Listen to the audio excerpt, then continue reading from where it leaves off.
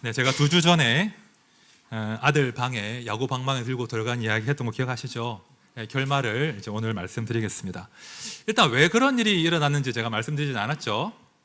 왜 제가 아들 방에 들어갔는가? 이제 아들이 학원을 마치고 집에 안 오는 겁니다. 2시간이 지났는데 집에 안 와요. 2시간 지나서 집에 와서는 한다는 말이 보충 수업 하느라고 늦었다, 이렇게 아들이 진술을 했습니다.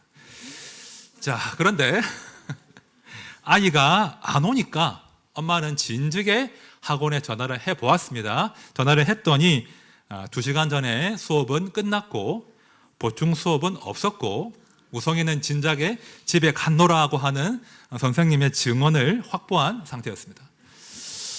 자, 가만히 제가 옆에서 보니까 아들이 뭔가 숨기고 있구나라고 하는 강한 심증이 이제 생긴 거죠. 제가 다른 것들은 좀 참고 넘어갈 수 있겠지만 거짓말 하는 것은 제가 이제 참을 수 없잖아요. 특히 부모한테 거짓말 하는 것은 초반에 싹을 잘라야겠다 그런 마음이 들어서 제가 야구 방망이 들고 방에 들어갔습니다. 그런데 화를 내려다가 참고 차분히 이렇게 대화를 하다 보니 엄마 아빠가 몰랐던 아들의 사정이 있었던 거예요. 아이가 수련회 가느라고 학원에 2번 빠진 겁니다. 2번 빠지다 보니까 문제지를 풀어야 되는데 그게 좀 밀렸던 거예요. 이 아이가 수업을 마친 다음에 다른 층에 있는 자습실에 가서 2시간 동안 그 밀린 문제지를 풀고 그렇게 집에 왔다는 거예요. 그러니까 선생님은 수업은 끝났고 아이가 보이지 않으니까 당연히 집에 간 줄 안 거죠. 다른 층에서 공부를 했으니까. 그런 상황이 쭉 저한테 이제 좀 이야기를 하는 거예요. 아들이 얼마나 억울해하면서 그 상황을 진술했는지 모릅니다. 사실 아들들이 그래요. 좀 처음부터 설명을 똑똑하게 했으면 엄마가 오해 안 하고 아빠가 이렇게 오해 안 하잖아요. 제가 아들한테 이놈아 설명을 똑바로 해야지 보충 수업 했다고 하니까 엄마 아빠가 오해할 수밖에 없잖아 하고 제가 이야기하지 않았습니다. 그렇게 하면 안 되는 거예요. 그렇게 하지 않고 제가 아들한테 사과했습니다. 아들아, 아빠가 정말 미안하다. 엄마 아빠가 아들이 거짓말 한 것으로 오해했다. 아빠가 미안하다 하고 제가 아들에게 진심으로, 정말 진심으로 사과했습니다. 사실은 아버지가 아들에게 용서한다는 것이 좀 자존심이 상할 수도 있잖아요. 아버지의 권위가 좀 무너지는 일일 수 있잖아요. 하지만 저는 전혀 부끄럽지 않습니다. 왜 그런가 하니 만약 제가 아들에게 사과를 하지 않는다면, 또 그런 일들이 계속 반복된다면, 그런 상황들이 쌓인다면 우리 아들의 마음에 해결되지 않는 그런 억울함과 분노가 쓴뿌리로 남게 되거든요. 그걸 제가 알거든요. 제 마음에 있는 쓴뿌리의 경험이 있기 때문에 저는 아들에게 그 쓴뿌리 물려주고 싶지 않은 거예요. 그래서 혹시 제가 다 잘못한 것이 아닐지라도 저는 아들에게 사과하는 것이 맞다고 하는 나름의 또 철학이 있고 소신이 있습니다. 아들의 마음에 그 평화를 지켜주고 싶은 그런 아버지의 마음이었습니다. 최근에 뉴스를 보니까요, 우리 국민의 절반가량이 장기적으로 울분 상태라고 합니다. 장기적으로 울분 상태. 서울대학교 보건대학원에서 성인 1000명 정도를 두고 조사를 했더니 응답자의 49.2%가 자신은 장기적으로 마음이 답답하고 분한 상태라는 거예요. 그냥 마음이 분하다라고 말한 사람이 10명 중에 5명이었습니다. 자, 그런데요, 39.9%는 심각한 울분 상태라고 해요. 자, 그 중에 60%는 자살을 생각한 적이 있다라고 답을 했다는 겁니다. 자, 세대별로 보니까 30대가 가장 울분이 높았어요. 우리 자녀 세대가 울분이 높다는 거예요. 그리고 60대 이상이 울분이 가장 낮았다, 이렇게 조사가 되어 있더라고요. 흔히 우리나라를 한의 나라다, 한의 민족이다, 맺힌 한이 많은 백성들이다 라고 이야기하는데 정말 그런 것 같아요. 우리 시대가 말입니다, 우리나라 지금 백성들이 마음속에 울분이 쌓여 있는 거예요. 그런데 언제 어떤 방식으로 그 분노가 폭발할지 모르는 그런 아슬아슬한 사회가 되어버렸다는 것입니다. 실제로 한국 사회 가운데 수많은 신경증, 그죠? 우울증과 공황장애를 포함해서 신경증과 그 분노로 인한 사건, 사고들이 끊이지 않는 그런 시대가 되어버렸습니다. 자, 우리가 지금 주기도문에 관한 말씀을 살펴보고 있는데, 여러분, 주기도문으로 기도한다는 것은요, 이 땅에 뭔가 고장이 나 있음을 인정하는 거예요. 고장 나 있지 않으면 기도할 필요가 없겠죠. 뭔가 고장 나 있고 하나님께서 이 고장난 우리 사회, 우리 가정, 우리 자녀들의 삶 가운데 개입하셔서 그들을 좀 이 고장난 것을 고쳐주십시오 하는 것이 이 주기도문의 의미라는 거예요. 자, 오늘은요, 그런 주기도문의 네 번째 시간인데, 예수님은 우리에게 어떤 기도를 하라 하시는고 하니 용서를 구하는 기도를 하라고 하십니다. 용서를 구하는 기도를 하라고 하십니다. 사실 용서는요, 정말 저에게 또 설교자에게 힘든 주제예요. 용서하십시오, 원수를 사랑하십시오, 말은 쉬운데 우리가 실전적으로 말입니다, 용서하지 못한 사람들이 너무 많거든요. 말로는 용서하는데 마음으로 여전히 용서하지 못한 채 사는 경우가 너무나 많기 때문에 이 용서를 다루기가 너무나 쉽지 않다는 겁니다. 자, 우리 모두의 용서는 완성되지 않았어요. 우리의 용서는 지금도 성화 중이라는 거예요. 늘 부족해요. 우리의 용서는 성화 중입니다. 자, 그러나 오늘 제가 이 용서에 관한 설교를 할 수 있는 것은 우리의 용서는 미완성이고 성화 중이나 하나님의 용서가 완성되었기 때문입니다. 우리의 용서는 미완성이나 우리 하나님의 용서는 십자가 위에서 이미 완결되었기 때문이에요. 그 완성된 용서의 근거에서 우리는 오늘 기도를 드릴 수 있고 오늘 말씀을 풀어낼 수 있는 것입니다. 자, 마태복음 오늘 본문이죠. 6장 12절 말씀을 한 번 더 같이 읽어보겠습니다. 시작.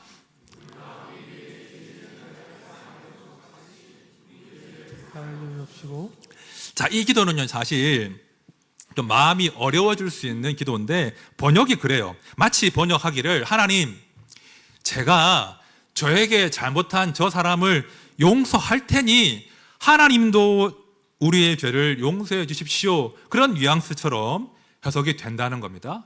제가 먼저 용서할 테니 하나님도 저를 용서해 주세요, 그런 기도로 오해하기 쉽다는 거예요. 하지만 이 기도의 헬라어 원문을 보면 우리의 죄를 용서해 달라는 기도가 먼저 나온다는 거예요. 자, 용서를 구하는 것이 선행되는 겁니다. 자, 그런 이유로 오늘 저는 설교할 때도 용서하는 것이 아니라, 용서해라가 아니라 용서를 구하는 것에 집중하려고 합니다. 용서를 구하는 것. 여러분, 우리가 하나님께 용서를 구하면요, 하나님은 우리를 용서하십니다. 놀랍지 않으세요? 감동이 없으십니까? 우리가요, 하나님께 용서를 구하면 하나님은 우리를 용서해 주신다고요. 이게 무슨 말인 거 아니? 우리가 다시 시작할 수 있는 그 길을 하나님이 언제든 열어주신다는 거예요. 여러분, 하나님의 나라는요, 용서하는 나라예요. 용서의 나라입니다. 그리고 언제든 다시 시작할 수 있는 기회가 열려있는 나라가 하나님의 나라라는 것입니다. 자, 출애굽기에 가보면, 우리가 이제 주기도문과 출애굽기를 같이 보고 있는데요, 이 출애굽기로 가보시면 이 하나님의 용서가 우리의 새 출발과 어떻게 연결되는지를 확실하게 확인할 수 있습니다. 자, 한번 간단하게 복습을 해보겠습니다. 자, 지난주에 한 거죠.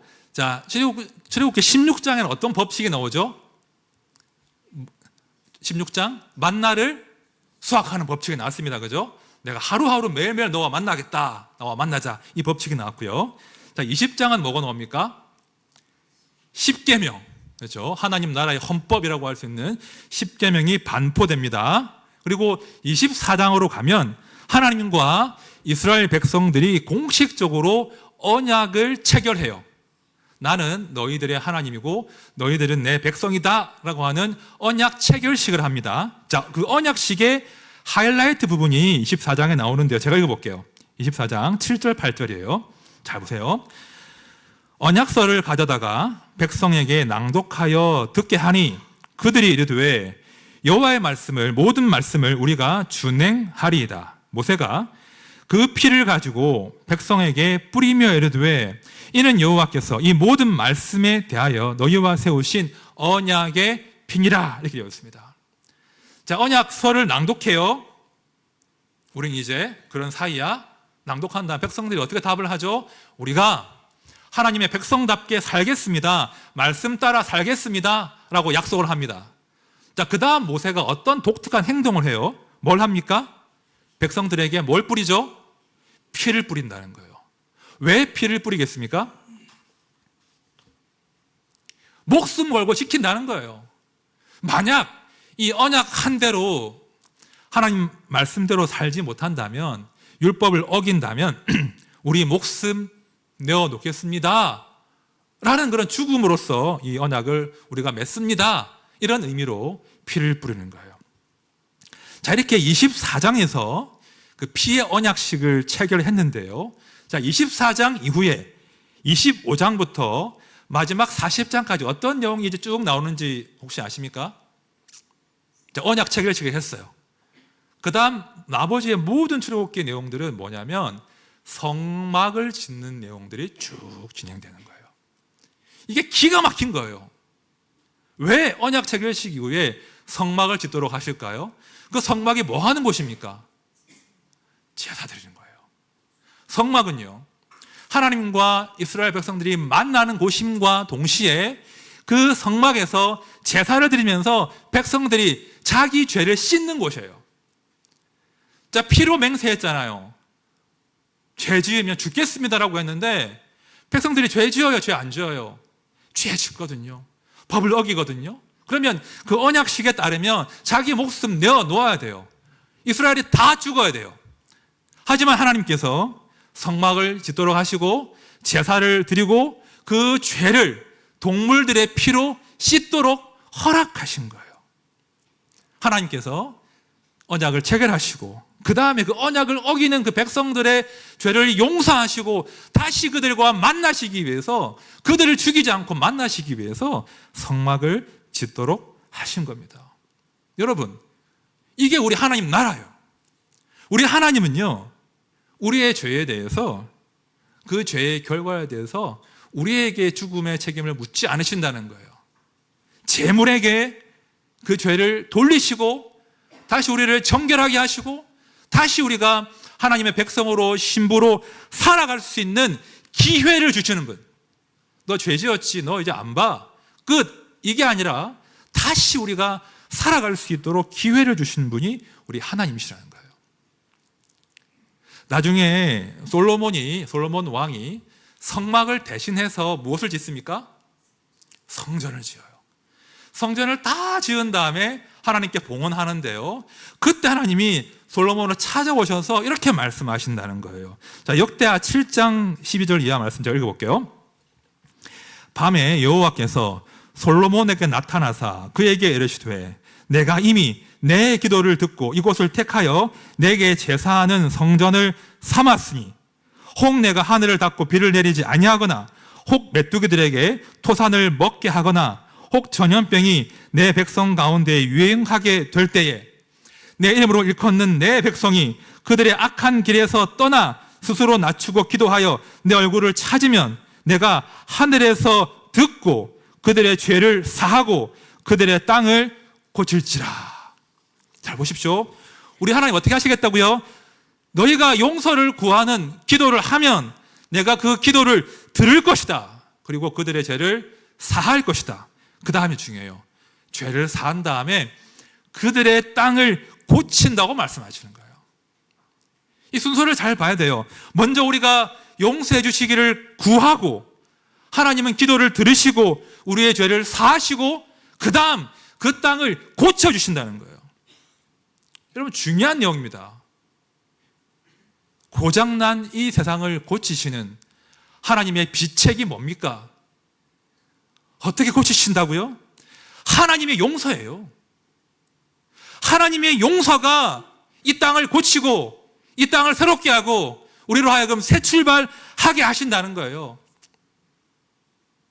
우리가 용서를 구하고 하나님의 용서를 하셔야 피로써 이 땅 가운데 하나님의 샬롬, 안식이 임한다라고 지금 말씀하시는 거예요. 자, 시편 말씀도 보십시오. 우리 같이 읽어보겠습니다. 시편 103편 말씀이에요. 시작. 우리의 죄를 따라 우리를 처벌하지는 아니하시며 우리의 죄악을 따라 우리에게 그대로 갚지는 아니하셨으니 이는 하늘이 땅에서 높음같이 그를 경외하는 자에게 그의 인자하심이 크심이로다.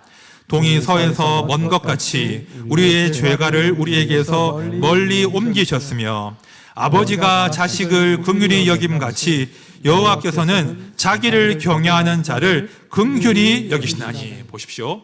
이 시편 기자는 하나님을 우리의 죄과를 멀리 옮기시는 하나님으로 노래하고 있습니다.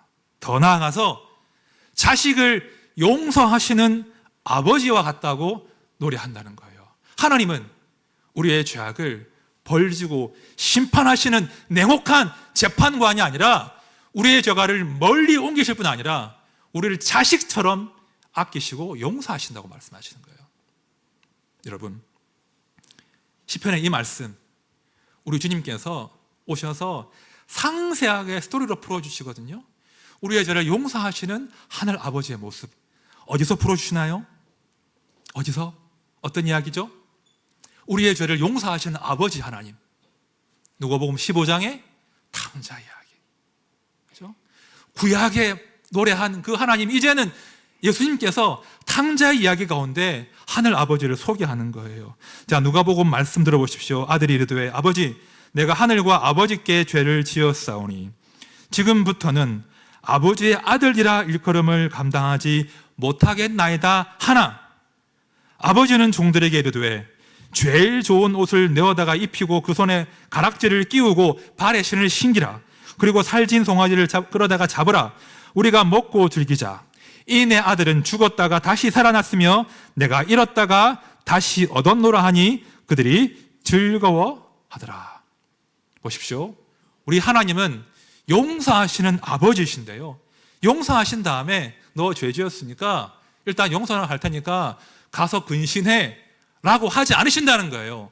용서하시고 즉시로 그 아들의 옷을 입히시고 손에 가락지를 끼우고 발에 신을 신게 하시고 아들의 지위를 회복시켜 주시는 거예요. 용서하신 다음에 죄책 가운데 살게 하는 것이 아니라 하나님과의 그 관계를 회복하게 하시고 새 출발의 잔치로 하나님께서 초대하신다는 거예요. 이것이 하나님 나라입니다. 우리는 용서를 구하고 하나님은 용서를 받아주십니다. 아니, 용서를 구하기 전에 이미 용서할 준비를 하신다는 거예요. 용서한 다음에 우리가 당신의 아들로, 당신의 상속자로 다시 살아갈 수 있도록 기회를 주시는 분이 우리 하늘 아버지이십니다. 여러분 잘 들으십시오. 중요한 원리 두 가지예요. 용서는요, 우리가 하나님의 안식으로 들어갈 수 있는 문과 같아요. 우리가 용서를 구하는 것 말입니다. 용서를 구하는 것은 하나님의 안식으로 들어가는 문이에요. 또한 우리가 용서를 구하는 것은 다시 시작할 수 있는 기회예요. 새 출발의 문입니다. 용서를 구하는 것이 모든 회복의 시작이 되는 거예요. 자, 그런데요, 이런 용서의 능력은 비단 하나님과 우리 사이뿐 아니라 사람과 사람 사이에도 동일한 힘을 발휘한다는 거예요. 제가 그 몇 해 전에 책에서 본 내용입니다. 그런데 제가 그 책을 찾을 수가 없었어요. 도무지 책을 못 찾아서 제 기억을 중심으로 한번 스토리를 각색해 보았습니다. 이런 내용이에요. 30대 후반에 성공한 사업가가 있었습니다. 그는 독실한 크리스찬이었고 믿음의 가정을 꾸렸어요. 좋은 아내를 얻고 자식을 낳았습니다. 사업도 잘 되고 교회 생활도 잘했습니다. 그런데 이 남자에게는 하나 문제가 있었어요. 뭐냐면 분노가 조절이 안 되는 겁니다. 분노 조절 장애. 가끔씩 이 분노가 폭발하는데 도무지 그 분노를 조절할 수 없는 그런 삶을 살고 있다는 거예요. 한 번씩 화를 폭발시키면, 그리고 돌아서면 그 마음 가운데 수치심과 죄책감이 몰려오는 거예요. 내가 왜 또 화를 내었을까? 화내지 말아야지. 주님, 제가 화 안 내게 해주십시오. 이 남자가 신앙이 있으니까 화내지 않게 해달라고 기도를 계속했습니다. 그런데 이게 해결이 안 되는 거예요. 또 분노를 폭발하고 또 마음 가운데 후회와 죄책이 막 몰려와요. 그러다가 제 아내에게 말을 하는 겁니다. 여보, 내가 정말 이 분노의 문제를 바꾸고 싶은데 너무 안 된다. 나 좀 도와주라. 내 화내다가 혹시 가정이 깨어질까 봐 두렵다. 나 좀 도와줘. 라고 고백을 하고 아내와 함께 기도하기 시작해요. 내가 왜 이렇게 분노의 지배를 당하고 있을까? 이 분노의 뿌리가 뭘까? 한번 지혜를 구해보자. 기도하기 시작합니다. 자, 그러다 어느 날 밤에 또 기도하던 중에 불현듯이 과거의 기억이 하나 떠오르는 거예요. 정말 다 잊어버린 줄 알았는데 아픈 기억이 하나 떠올랐습니다. 어릴 때 친구들을 집에 초대해서 같이 먹고 게임도 하고 하룻밤 같이 잔 거예요. 파자마 파티를 한 거죠. 그런데 이 어린 남자가 어릴 때 그날 밤에 자다가 그만 침대에 실례를 한 거예요. 오줌을 싸버린 거예요. 그 다음날 아버지가 아들이 오줌 싼 걸 알고는 그 친구들 앞에서 아들에게 오줌 싸개라고 망신을 준 거예요. 너 오줌 싸개구나 하고 망신 준 겁니다. 그뿐 아니라 아들의 그 젖은 바지를 벗긴 다음에 친구들 앞에서 엉덩이를 때린 거예요. 이 오줌 싸개야 하면서. 맞을 때 이 남자가 그 아빠를 죽이고 싶었대요. 분노가 치밀어 올라가지고 이 아빠를 죽이고 싶었대요. 근데 그 분노를 억눌렀던 거죠. 자, 그 이후로 이 아들은 그 아버지와의 그 사이에서 해결되지 않는 그 억울함과 분노 때문에 힘겨운 시간을 살게 된 거죠. 아무튼 그 분노를 억누르고 살았어요. 잘 살았는데, 다 잊어버린 줄도 알았는데 기도하다가 그날의 이 사건들이 막 떠오르면서 다시 한번 아버지에 대한 그 해결되지 않은 분노가 막 치밀어 오르더래요. 그래, 이 남자가 아내한테 이야기해요. 여보, 사실 내가 잊어버리고 살았는데 이런 일이 있었고 내가 아버지가 너무 밉다. 나에게 수치를 주는 아버지를 용서할 수가 없다. 내 분노가 사라지지 않는다라고 아내에게 이야기합니다. 아내가 남편의 이야기를 듣고 또 기도하다가 시아버지에게 조심스럽게 이 사건을 이야기하게 돼요. 시아버지, 아버지, 남편이 이만저만해서 기도하는 가운데 그때 그런 아픈 일이 떠올랐대요. 많이 마음이 아픈 것 같아요 라고 이야기합니다. 아버지가 충격을 받은 거예요.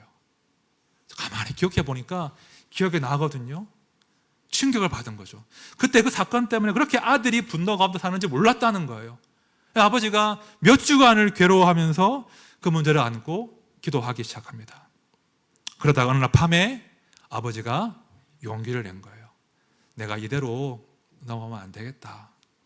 밤에 차를 몰고 아들에게 말하지도 않고 아들 집으로 갑니다. 그리고 똑똑똑 문을 두드려요.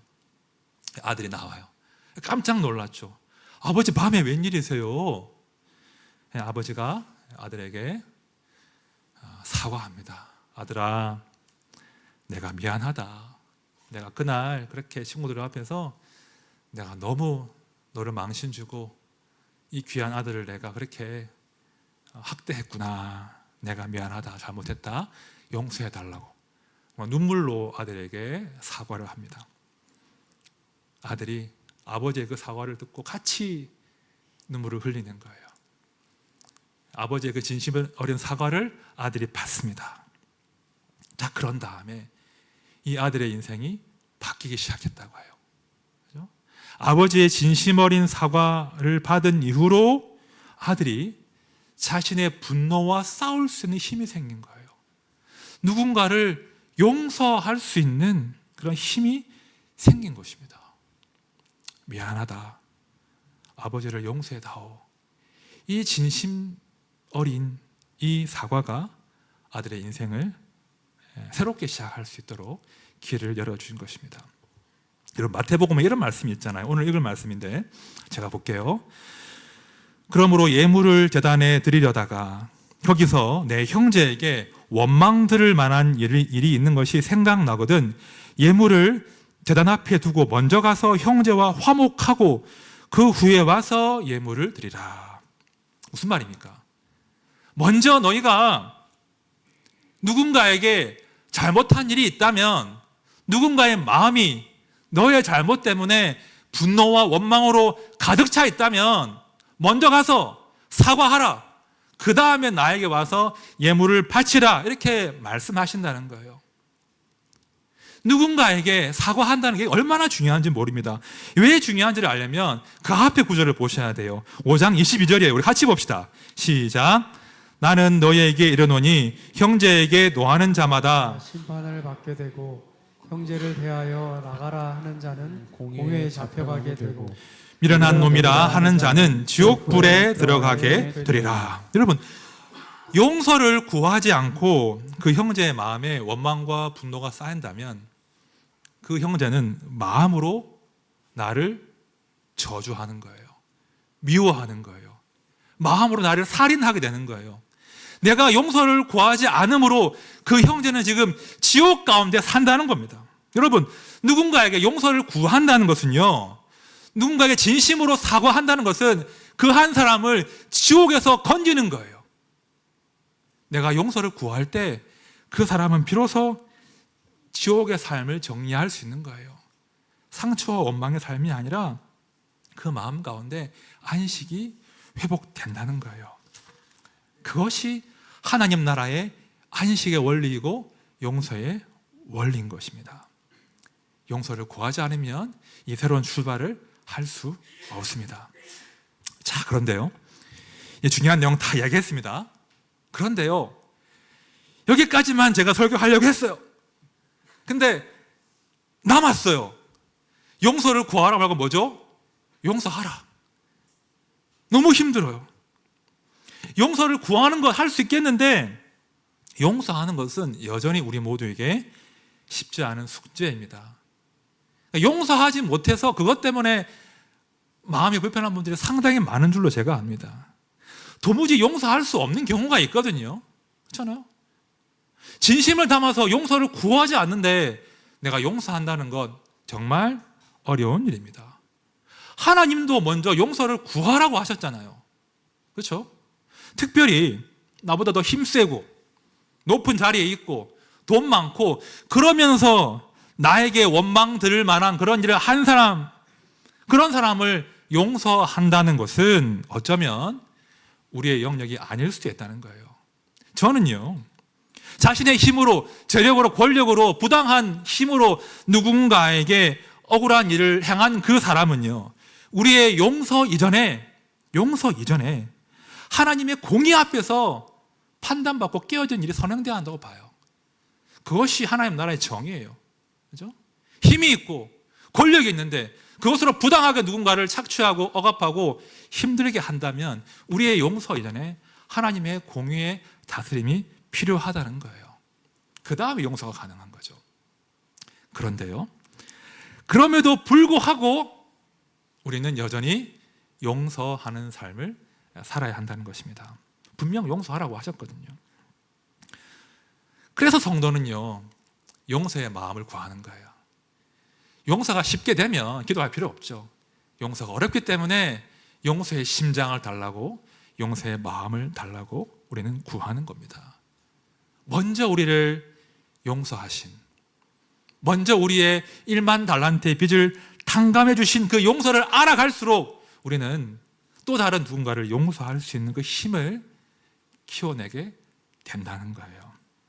우리 모두는요, 용서가 성장하는 중입니다. 우리의 용서는 성화 중입니다. 그리고 우리가 용서를 구하고 그리고 용서하는 것, 이런 거룩함 가운데서 하나님 나라의 면모가 드러냄을 꼭 기억하시고 사셔야 됩니다. 이제 말씀을 정리하겠습니다. 용서를 구하는 것은요, 자존심 상하는 일이 아니에요, 여러분. 용서를 구하는 것은 우리의 깨어진 관계, 우리 고장난 그 모든 관계를 회복하는 첫걸음, 문이 바로 용서입니다. 용서를 구하는 자에게 하나님의 안식이 허락됨을 우리가 기억하고 살아야 됩니다. 제가 언젠가 말씀드린 적이 있죠. 저희 누님과 제가 긴 시간 어려움이 있었다라고 말씀드렸죠. 정말 미웠거든요. 저는 정말 누님이 미웠어요. 동생을 돌아보지 않는 자기 살 길만 열심히 찾는 것 같은 누님이 정말 미웠습니다. 그래서 가장 가깝고 제가 사랑해야 될 사람이지만 단 하나 남은 피부친데 제가 누님을 미워하고 살았습니다. 그러다가 제가 30살 결혼을 앞두고 누님과 화해했습니다. 다른 것 아닙니다. 그 수많은 스토리들을 다 설명하거나 변명한 것이 아니라 저는 누님에게 미안하다고 했고 누님도 저에게 미안하다고 했습니다. 말이 아니라 같이 눈물을 쏟으면서 그렇게 힘든 줄 몰랐다. 내가 못 알아줘서 미안하다. 서로 사과했습니다. 그리고 누님과 저의 관계는 전혀 새로운 관계가 형성된 거죠. 미움과 갈등도 아니고 오해도 아니고 서로 사랑하는 관계로 성숙한 것입니다. 여러분, 용기를 내어 보십시오. 하나님의 나라는 용서를 구하는 나라이고 용서하는 나라입니다. 용서를 구하고 용서할 때 더 이상 그 죄의 쓴뿌리가 우리를 지배하지 않는 거예요. 용서를 구한다는 것은, 용서한다는 것은 죄가 우리를 지배하는 것에 저항하는 용감한 행동인 것입니다. 그래야 우리 삶의 안식을 누릴 수 있습니다. 우리 모두가 그렇게 해서 하나님만이 주실 수 있는, 용서를 구하고 용서한 자만이 맛볼 수 있는 그 안식과 또 즐거움에 참여하는 복을 누리게 되시기를 진심으로 축원드립니다. 우리 찬양합시다. 나의 백성이라고 하는 찬양이 있죠. 이 찬양은 역대하 7장 말씀을 가지고 만든 찬양입니다. 하나님만이 고쳐주실 수 있습니다. 하나님이 개입하셔야 돼요. 그리고 하나님의 개입의 그 문이 뭐냐면 우리의 죄를 용서해 주시기를 구하는 것입니다. 하나님과의 관계에서도 또 내 가장 가까운 그 사람들과의 관계에서도 용서를 구하는 것이 먼저예요. 그 다음 하나님께서 개입하시고 고쳐주십니다. 하나님, 제가 용서를 구하는 용기 있는 성도 되게 해주십시오. 제가 먼저 사과하는 용기 있는 성도 되게 해주십시오. 그리고 제가 하나님의 그 안식을 또 이곳에게 전할 수 있는, 내가 용서하고 또 용서를 구하는 그 안식의 사람, 평안의 사람이 되게 해주십시오. 제가 이 땅을 고치신 하나님의 신실한 도구로 쓰임받게 해주십시오. 우리 함께 찬양합시다.